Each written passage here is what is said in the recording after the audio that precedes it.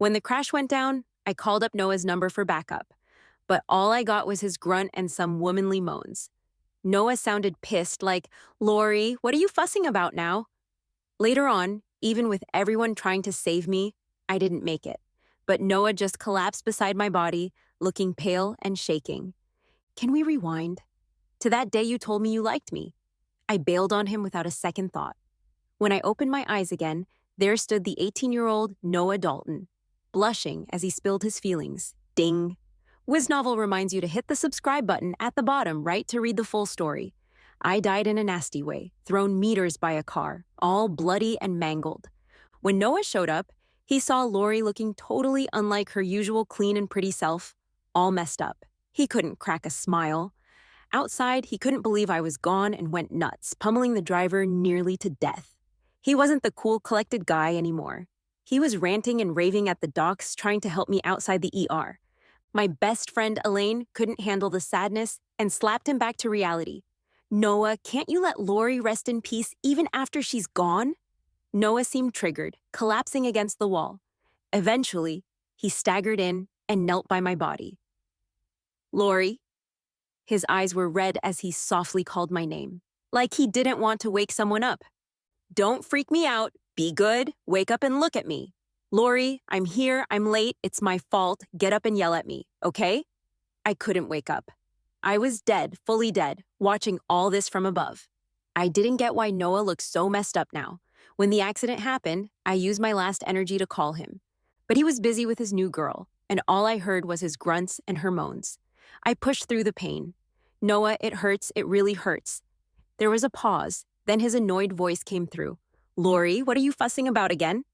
Fussing? I never fussed, and Noah never took me seriously. Lying there soaked in blood, the pain in my heart felt like 1,000 needles, worse than the physical agony. We'd been together for 12 years. When did Noah and I start drifting apart? I didn't want to think or remember. The guy leaned on my side, his hand holding mine, trembling.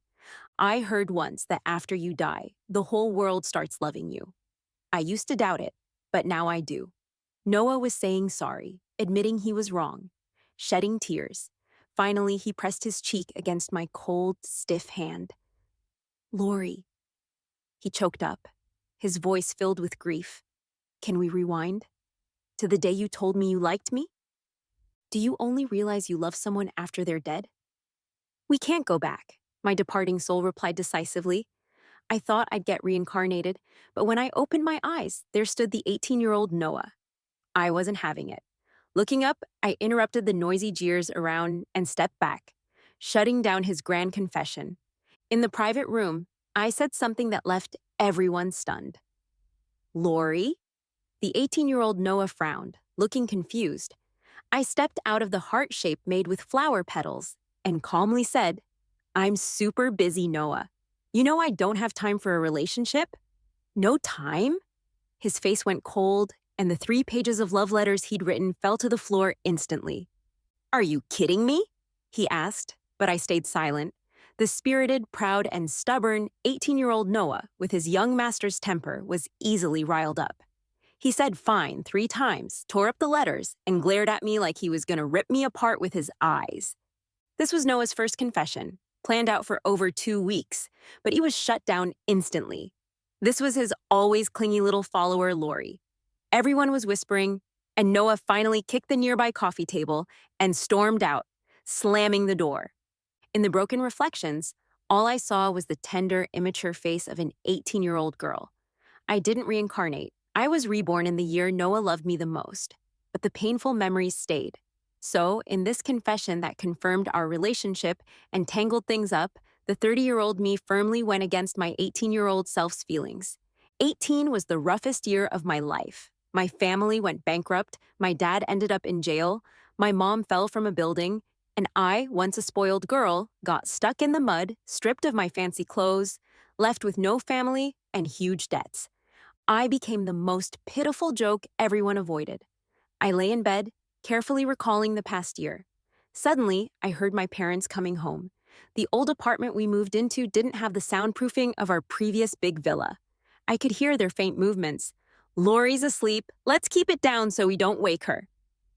They quietly changed their shoes and sat on the couch, huddling for warmth.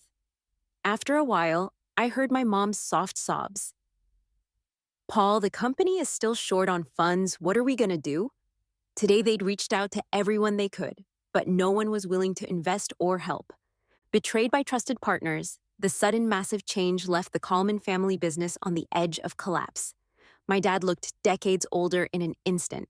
His heart was bleeding, but as the family's pillar, he swallowed his pain to protect his beloved wife and daughter. He told my mom he was fine, that it wasn't a big deal, that he'd seen all kinds of storms over the years. He told me, "Sweetheart, the big villa is getting renovated. For now, you'll have to make do with this small room. Later, I'll get you a bigger room and a prettier walk-in closet." But when no one was around, he'd silently smoke one cigarette after another. The couple huddled together outside, separated by a door, while I, reborn, silently cried. In my past life, I was kept in the dark, the pain of having no family still vivid in my mind. In this life, I clenched my fists, vowing never to repeat the same mistakes. After the college entrance exam, I found a part-time job at a restaurant.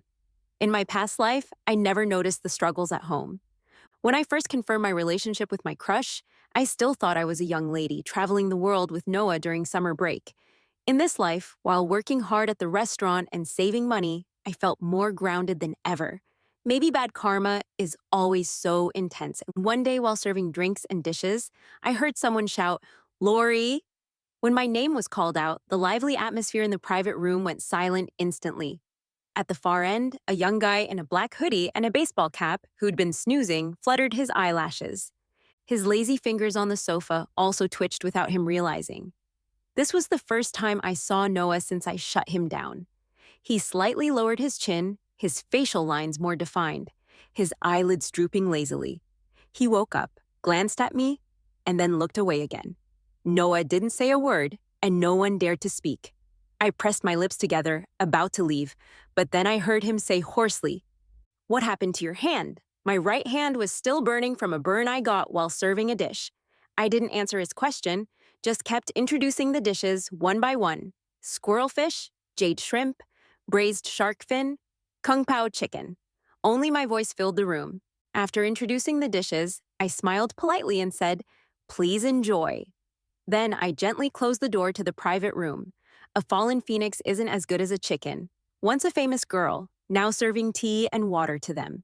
Even without saying anything, the size in those rich kids' eyes said it all. After clocking out at 11, just as I stepped out of the restaurant, someone blocked my path and yanked me aside. The young guy's fist slammed against the wall, and there stood Noah with red eyes. He looked like an angry little lion who couldn't handle me. Under the streetlight, the young man was treating my burn, gritting his teeth. "Lori, stop acting up. You know I care about you and can't do anything about it." Looking at his youthful face, I suddenly thought of the 30-year-old Noah, the guy who used to coldly say, "Lori, what are you fussing about again?" My heart shook, feeling torn apart. In this rebirth, I was set on cutting ties with Noah. So I pulled my hand back and stood up coldly. "Noah, we're not even dating. Why are you talking like a bitter woman?" The young man paused, his temples throbbing. "Lori, you used to chase after me every day, teasing and provoking me. Now that you have me, you reject me?" He was confused, kicking a stone by the roadside irritably, mumbling to himself. "Is it because of your family situation? But you know, I don't care about that. I only care about you. You don't have money, but I do. I'll take good care of you. I'm the only one by your side. To put it bluntly, I'm your dog, Lori. Before I confessed, we were fine. Why did you suddenly ignore me after I confessed?" He was drunk, saying a lot, and finally, he grabbed my hand tightly. In front of me, the 18-year-old Noah was almost choking as he asked, "Lori, you little heartless thing? What did I do wrong? Tell me." At that moment, Noah was perfect in every way. The young guy was straightforward and generous, always openly showing his love. I couldn't deny that even after being hurt by the 30-year-old Noah, seeing the 18-year-old him still stirred my heart. In the end, I sighed, patting his head. "Noah, you did good, but we're really not meant for each other." I thought my honesty would crush Noah's pride, but the next day, he showed up again. He sneered, saying he didn't believe it. Someone calculated it. Noah and Lori are a perfect match and will be happy in the future. What kind of fake says that? Sorry, I had it calculated too. It said we wouldn't be happy. You'd fall for someone else and I'd die. I didn't say the last word because the guy in front of me seemed about to lose it. Lori, don't insult me.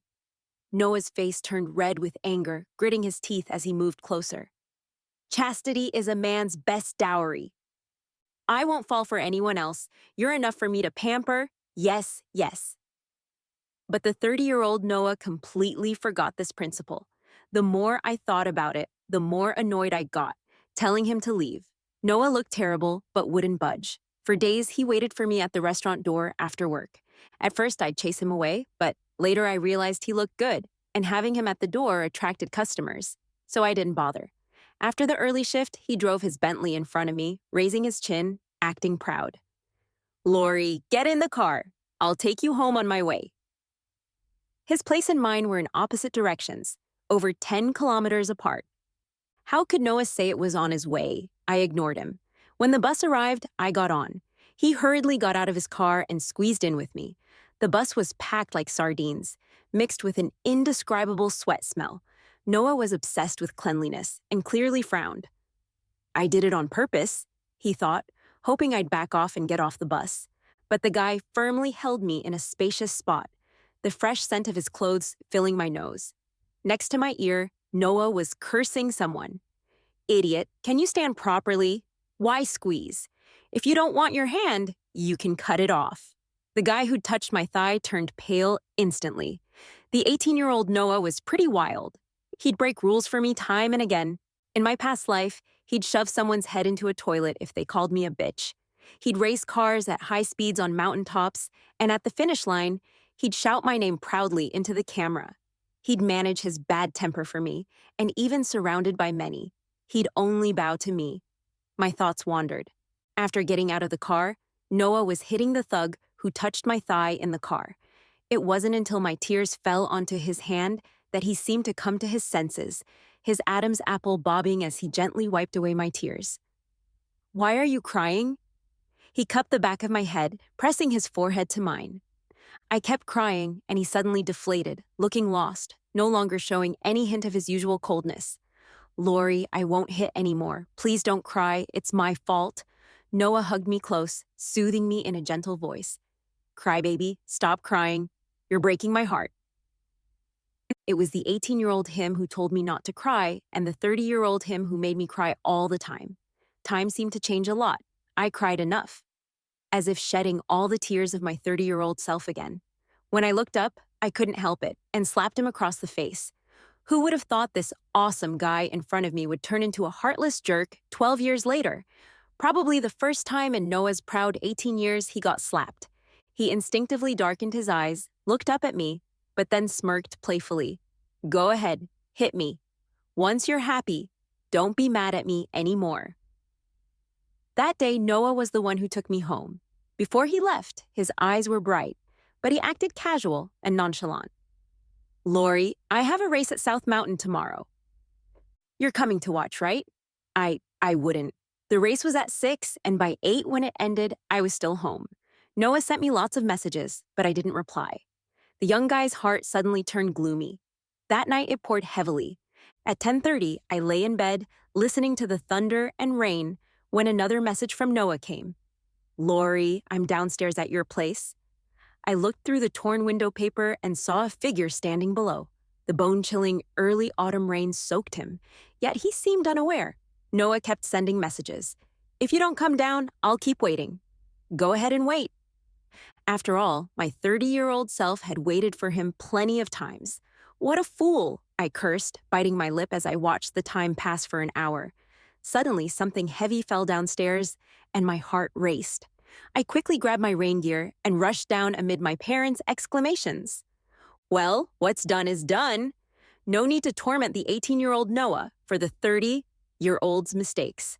When I got downstairs, Noah had just stood up. He already had a cold, and now soaked in the rain, he slipped and fell. The umbrella over his head was just like the countless rainy seasons he'd shielded me from when he was 18. Seeing me, Noah trembled. tears quickly forming in his eyes. In my exclamation, he hugged me tight, like he wanted to merge with me. Lori.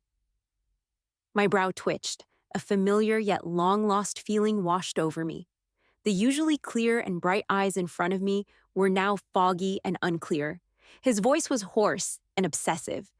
I miss you so much. My whole body felt cold because the young guy wasn't there anymore.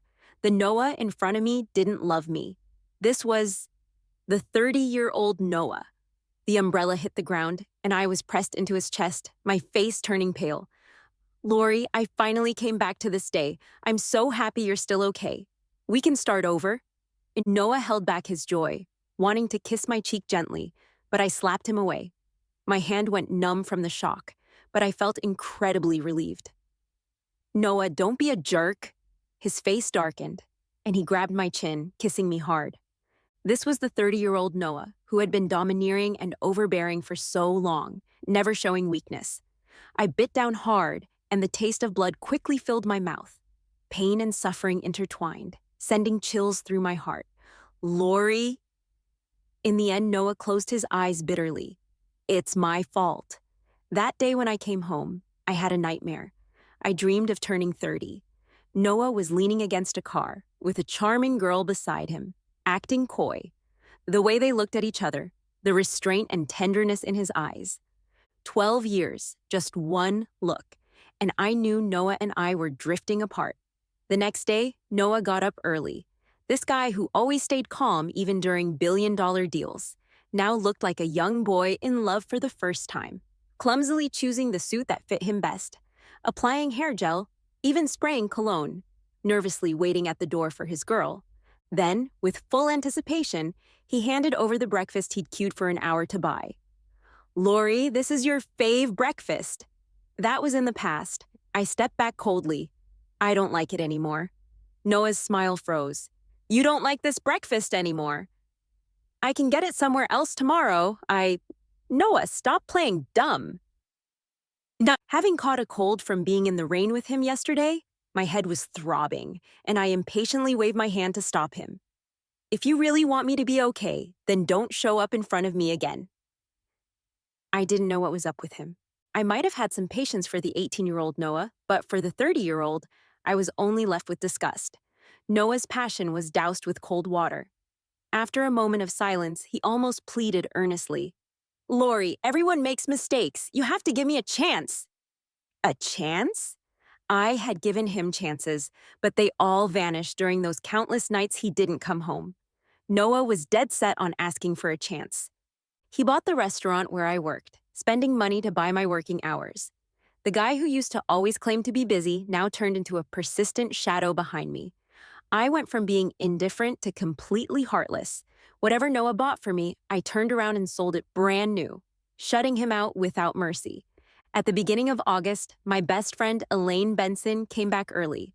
At the airport, the young girl hugged me and started crying. Lori, why have you lost so much weight? At the Benson family home, we had a heart-to-heart talk, and she asked about Noah and me. After so many years, how could you suddenly stop liking him? Noah, I can see it in his eyes. He's crazy about you. Before I went abroad, he even promised to take good care of you. How did things end up like this between you? Yeah, but true feelings can change in an instant. I shrugged, sipping my wine lightly. At 18, he loved me passionately, but 12 years later, he loved someone else just as much. The wounds I suffered, the pain I felt, I couldn't let go.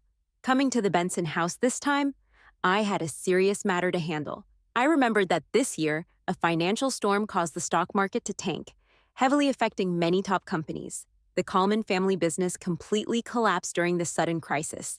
This time, I had to find a way out and change the outcome of my previous life. I approached Richie Benson, Elaine's brother, the decisive leader of the Benson family.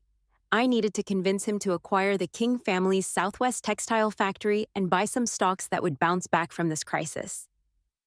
In this financial mess, I planned to use the information gap to turn things around, and the Benson family would be my best support. Lori, what you're talking about are the least promising investments right now. Richie crossed his long legs, propped his head up, and looked at me inquisitively. Yes. This body was only 18 years old, so naturally, whatever I said lacked credibility. I took a deep breath and tightly grabbed the hem of my skirt. Richie, this is our Calnan family's last bargaining chip. Even if it sounds crazy, I, Lori, would never harm the Benson family. Just give me a chance and we can turn things around. The Calnan family will have hope too. The scenes of my family's downfall from my past life were vivid in my mind, and I couldn't help but tear up. Richie fell silent. The once pampered little flower of the Calnan family, whom he'd watched grow up, had transformed overnight due to the crisis. The crisis made her drop her arrogance and become more composed and steady. Why are you crying? After a while, Richie laughed, reached out, and squatted down to wipe my tears. I never said I didn't believe you. Although my reasons were flimsy, Richie, the Benson family's strategic man, decided to take a bold gamble for the first time. When I walked out, my legs were still weak, and I couldn't believe it. Even though I was sure this investment would turn around to someone who didn't know the future, losing millions in a blink was daunting. Richie drove me home, and on the way he suddenly spoke. Elaine said you and Noah have been arguing lately? Noah really doesn't know how to cherish his little girlfriend, making our Lori angry again. Richie was 8 years older than us and familiar with the younger ones in our families. We didn't argue. I looked out the window, expressionless. Noah, Dalton, and I are not dating. I see. Richie's lips curled up slightly, and he changed the topic. Noah? I've watched him grow up. He's not quite up to par as a boyfriend. As soon as I got out of Richie's car, I saw Noah standing across the street, his eyes dark and stormy. Noah gritted his teeth with a cold expression. He was no longer the naive 18-year-old Noah. That jerk Richie, always playing the role of the neighborly big brother, had been eyeing his Lori. For the next few years, this so-called brother would often try to steal her away. Lori, why did you go to Richie? You haven't spoken to him nicely for a long time, so why is Richie getting a good face? Noah's eyes were icy as he grabbed my shoulders forcefully. What's wrong with him? I remembered he used to be so close to Richie, always calling him buddy. I was baffled and retorted, my gaze mocking. Noah, what right do you have to control me? What are you to me? Your husband! Noah was completely furious, pressing me down and growling. Lori, you are my legally wedded wife. As he spoke, the plain ring around his neck was revealed. It was the ring we bought in Finland during our world trip when we were 18. Back then, we still liked each other, promised forever, and engraved each other's names on the inner ring. At some point, Noah had someone buy it back. Why bother, Noah? Didn't you lose this ring in the sewer long ago? I lost the ring when I went to pick up that girl. It fell from my pocket and rolled into the sewer without a sound. I was too focused on the drunk girl in my arms to notice the lost ring. Later, I listened to his explanations in silence, feeling like my heart was being cut with a knife. Noah, back then, I wanted to ask you, why did you take off the ring? When you took off the ring, were you thinking about her or me, waiting at home for you? Lori, it's not like that. I found it later. After you left, I turned that sewer upside down. Fortunately, someone picked it up, and it wasn't lost. I was wrong, Lori. The man deflated, babbling frantically, carefully placing the ring in front of me. Look at it! Noah! I had completely lost my patience. Not every apology deserves forgiveness. Don't make me feel disgusted. I casually threw the ring into the artificial lake behind the road, just like he had carelessly lost it back then. Noah closed his eyes in pain. When I slammed the door shut, I heard him stumble into the lake. For several days after, I didn't see Noah again. The peaceful days didn't last long before new neighbors moved in next door. In my past life, I was busy traveling and never met this family next door. But I vaguely remember my mom mentioning that the kid in this family was pretty pitiful. She was the same age as me, with a dad who was an alcoholic and a gambler, and a mom who ran away after having an affair, leaving the little girl at home to be beaten and scolded. The little girl had long, straight black hair, a sallow face, and slender butterfly bones that seemed ready to take flight. Only her eyes were different, dark, bright, and full of an unextinguishable light. She did resemble me in some ways. I couldn't help but marvel at how small the world was. Tara, Noah's little mistress when he was 30, had actually passed through my life 12 years ago. The 30-year-old Noah was smitten with her at first sight, showering her with affection and adoration. Now, in this timeline, I suddenly became curious about how a 30-year-old Noah's soul would react upon meeting an 18-year-old Tara. At the end of August, on my birthday, my best friend Elaine threw a big party. Noah showed up uninvited, showering the place with expensive gifts, but didn't step inside, only daring to text me from outside the private room. "Happy birthday, Lori." He didn't come inside to annoy me, lighting a cigarette at the door and just about to leave when he turned around and was bumped into by a clumsy waiter. A drink spilled on his expensive coat. The young girl's face turned pale with fright, and she hurriedly tried to wipe it off. "Sir, I'm sorry. I'm really sorry, sir." Noah was already irritated and was about to curse when the words got stuck in his throat. Tara, with her thin skin, couldn't stand being stared at by this handsome young guy. Her ears turned red. "Sir, it's my responsibility for the coat. Could you please take it off? I can help you get it dry cleaned." I leaned against the door, slowly enjoying this drama. I heard that the 30-year-old Noah first met Tara in a similar situation. After a few seconds of silence, Noah coldly pushed her away. "Get lost." His intense gaze looked over, seeing only me. "Aren't you two gonna catch up?" As he couldn't help but step closer to me, I smiled and kept a safe distance. "Don't you like her a lot? I wish you both happiness in advance." "How could that be, Lori?" Noah frowned, hurriedly explaining. "I didn't expect her to be here. I won't have any more contact with her." "Who wanted his promises anyway?" I frowned, not having time to speak before he pulled me to the car. He somehow produced a cake from somewhere. On the cake, a poorly made SpongeBob grinned foolishly. The clumsy craftsmanship made it obvious who had made it. Noah's voice was very soft, carefully watching my reaction. Once again, he sincerely wished me well. "May you have peace and happiness forever, Lori." Peace and happiness forever. In this world, the one least qualified to wish me that was Noah Dalton.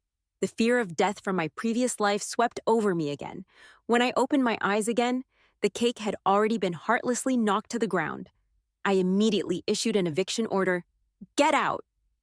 "Lori." Noah didn't move. He lowered his head and covered his eyes, his voice trembling. "You can't treat me like this." "Why should I bear the consequences of what you did?" I was taken aback, only then realizing something was wrong. Noah was crying. The young guy, with reddened eyes, was trying hard to suppress the bitterness inside. "He's not me, Lori. I would never treat you like that." The 18-year-old Noah felt like he was going crazy. After losing consciousness in the heavy rain and waking up again, he had an extra memory in his mind. In that memory, he was a complete jerk at 30, untrustworthy, heartless, and had long since dumped love. He'd done many awful things to Lori, whom he always cherished. Every single act, every word he'd said, suffocated him and made him afraid to see me. The 30-year-old Noah had once written me a farewell letter. At that time, he was deeply involved with Tara, who kept pestering him for a status. During a drunken interview, a reporter asked him what he most wanted to do. By some freakish chance, he revealed his true feelings on camera, and then wrote me a farewell letter saying goodbye. The next day, he left me, besieged by public opinion, and accompanied Tara to the UK to watch a musical. It was too absurd. How could he have done that? I couldn't write a farewell letter, nor did I want to say goodbye to you. That couldn't have been me. The 18-year-old Noah's throat was dry and bitter, and tears instantly welled up. "Don't you dare wish me happiness with another woman. Lori, without you, I could never be happy."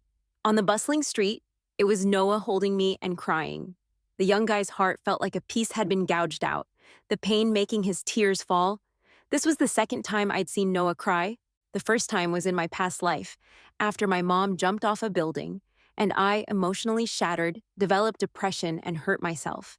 Noah trembled as he snatched the knife from my hand. The blade cut his palm, blood flowing everywhere, but he didn't seem to notice. "Lori," Noah held me tightly, his voice torn, his heart in pain. "You still have me, Lori. You still have me. I will always be with you." Now, it was the second time. He abandoned his cold demeanor, his tears breaking free. unwilling to believe the infidelity of his past life. No one will always love someone, and no one can always be with someone. Love isn't guaranteed. Love was real, and change was also real. This was the message the 30-year-old Noah had given me. Now I returned it word for word to the 18-year-old Noah. My death in my past life was tied to Noah. If we hadn't had that big fight, I wouldn't have gone out and had the accident. Noah, if you really want to do me good. I firmly pried open the young guy's fingers, giving him a sincere smile. Then just go far away, leave my world forever. Noah felt a chill all over. Every word hit his heart, making his scalp tingle and him unable to move. It seemed like all the tears of his 18 years were going to be shed at this moment. Finally, when he met my indifferent eyes, he seemed to have his bones and soul ripped out in an instant. Pain, unwillingness, regret, despair, mixed emotions. After a long time, like a defeated gambler, his voice transparent, he used all his strength to respond dejectedly. Okay. September, the start of the new school year at Q University, I stepped into my alma mater once again. Unlike my past life, this time, my family and the Benson family joined forces, seizing the opportunity presented by the financial crisis to turn things around and carve out a path for the Kalnan group. The humiliation and suffering I endured in my past life, I swore to make those backstabbing leeches of the Kalnan family taste it. I took over the family business, juggling between school and the company, as busy as a spinning top that never stops, competing for GPA at school, striving for performance at the company. I knew that only by becoming strong could I protect myself and become a shield for my loved ones. On this path of continuous improvement, I also met many like-minded people. My roommate, Linda, was the most inspiring girl I'd ever met.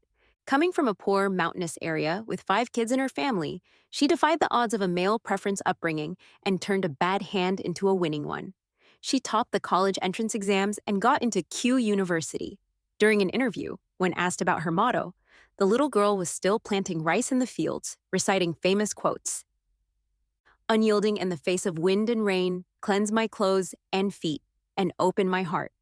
When asked for something more down to earth, she said, "If you don't study today, you'll be a housewife tomorrow." She became famous overnight. The new environment drew a boundary line in my life. Noah went abroad and disappeared from my life. We became like 2 parallel lines that would never intersect. Life was busy, and I thought we'd never have contact again. On Christmas Day, I suddenly received a strange text message. It was a picture of a street lamp in Boston covered in vines. I frowned. Then an unexpected international call came through. I accidentally answered it. A few seconds later, the first voice from the other end trembled. "Lori?" Around me was the festive noise, but on his end, it was a lonely, long night. Noah had opened this number countless times but never dared to dial it. He knew his future self was despicable and shameless, a scoundrel. His 30-year-old soul constantly fought for control over this body. He could only stay away from Lori, farther and farther, hoping never to meet again. He said he'd let go, but his longing turned into a disaster. Finally, with the courage from being drunk, he pressed the call button. After a long silence, he took a deep breath, his mind in a haze. "Lori, Boston has entered wintertime. The treetops by Walden Pond are covered with snow. The streets of Rhode Island are adorned with the Christmas bells you like." Noah rambled on, like he wanted to share everything he hadn't said during this time. "Noah," I rarely pinched my brow. "If there's nothing else, hang up." On the foreign street, he stood alone, the cold wind biting. Noah leaned against the street lamp, motionless, his figure swallowed by the night. After rambling for a long time, just before I hung up, he finally choked out the words he most wanted to say. "Lori Kalnan, winter is cold and long, and I miss you for no reason." He knew he was a jerk, aware that his past self was disgusting, but the 18-year-old Noah Dalton still missed Lori Kalnan a lot. On my birthday the following year, Richie Benson was waiting for me at the door with roses. I'm not a fool. I've noticed and remembered all the kindness Richie has shown me during this time, but I have no expectations for love anymore. Love affects my progress too much. Once again, I refused the roses. Richie smiled bitterly. He and Tara could be the best of friends, the best business partners, but they'd never be each other's soulmates. For the company's convenience, I lived in an apartment outside the school. My best friend Elaine also came.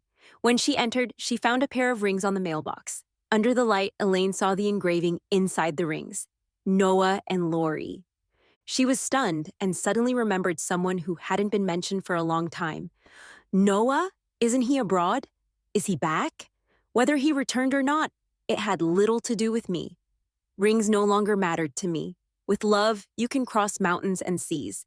Without love, you can cross mountains and seas. Without love, even a half-hour drive feels like an insurmountable obstacle. Now Noah could cross oceans to bring me a ring. But in the past life, he'd left me to be with his little lover. I rested my face in my hand and smiled lightly. It was too late. No broken mirror could be fixed. No old dreams could be revisited. Once unfaithful, never again. Once when negotiating a business deal, I saw Tara again. She was completely different from the image of the long-haired, innocent girl in my memory. She had permed her hair into big waves, wore red lipstick, and was acting flirty in the arms of a pot-bellied boss. The 30-year-old Noah thought she was his little lover's only one. But in the end, he was not irreplaceable. When Tara's flattering gaze met mine, it instantly turned cold. "Lori Calnan, you must be really happy to see me like this, right?" In the restroom, she blocked my way, her beautiful eyes filled with venom. These years, she hadn't lived well, relying only on her looks to please old men. In countless tortured nights, she'd seen some memories in her nightmares. In her dreams, she met a man, seduced him to love her, pampered her, protected her, and lived a completely different life. But now, this guy avoided her like the plague. Tara felt extremely unbalanced, jealousy blinding her. Since she was young, she had hated the neighboring family. Why, even when Lori's family fell, could she still get so much love easily with loving parents and a loving boyfriend? Why did she have nothing, stuck with a vampire-like family? The precious things Tara cherished were easily obtained by Lori Calnan. Jealousy and twisted feelings darkened her heart. But she never understood that crossing social classes wasn't just about relying on powerful men. A parasitic life only leads to self-destruction. "It's all because of you." Tara's eyes were red. Noah was supposed to be mine. I should have been a beautiful and respectable, wealthy wife. I grabbed her wrist, stopping her from slapping me, my gaze mocking. Relying on a man is the beginning of self-destruction. Having unrealistic fantasies about a man is a grave mistake. Noah might have had feelings for her, but why didn't he give her a status or divorce me? It was because there were too many interests involved. Eat from the bowl while looking at the pot. A smart woman should use a man as a stepping stone. In the third year after taking over Cullen Group, I negotiated with many of Dalton Group's partners to create more mutually beneficial cooperative relationships with greater profits. Relying on a man can only last for a while, but not for a lifetime. Beauty is a plus, but combining wisdom and ability is the trump card. Unfortunately, Tara didn't get it. Even after being dumped by her sugar daddy and slapped by his wife, she still didn't realize her mistake. She only thought I had stolen her opportunities and life, still wrongly blaming me for everything. One night, she lost her mind, lured me out, and drove her car towards me. As she stepped on the gas, her mind screamed, "Kill her! Kill her! Make her suffer again!" But just as the car was about to hit, someone pushed me out of the way. When Tara saw who had been hit, she screamed in despair. Protecting Lori was almost Noah's instinctive reaction. This was his third year silently staying by Lori's side to atone for his sins after returning to the country. He lay quietly in a pool of blood, tears slipping down uncontrollably. It hurt so much. Was this how Lori felt back then? The 30-year-old Noah didn't treat her well, so the current Noah would kill himself for her. Noah never thought he'd lie in Lori's arms again, seeing his beloved from this angle. The first time, and also the last time. "Lori, I'm sorry." Knowing his despicable nature, he weakly apologized over and over, finally falling silent as his wrist went limp. A heartless person began to sing of grand love. Maybe karma comes around. In my past life, I died because of Noah. In this life, Noah died at the peak of his love for me. I laughed, but as I laughed, the wind blew sand into my eyes and my tears flowed uncontrollably. The police arrested Tara for attempted murder. Noah was taken back by his family for burial. Whether it was the Noah who loved me or the Noah who didn't love me, the entanglement spanning 2 lives officially ended. Letting go with the wind, the past like smoke, never to be seen again. The following year, I received an invitation to a successful entrepreneur interview program abroad. I embarked on a journey to a foreign country. As the plane reached the clouds, the gates of memory opened. I overlooked the world, and a new life had just begun. To cross mountains, to please oneself, the hibiscus blooms out proudly for a day. All tears and pain are written off. Reset, renew, restart, rise. Step into the sunrise, step into brilliance. For the new life ahead, best wishes.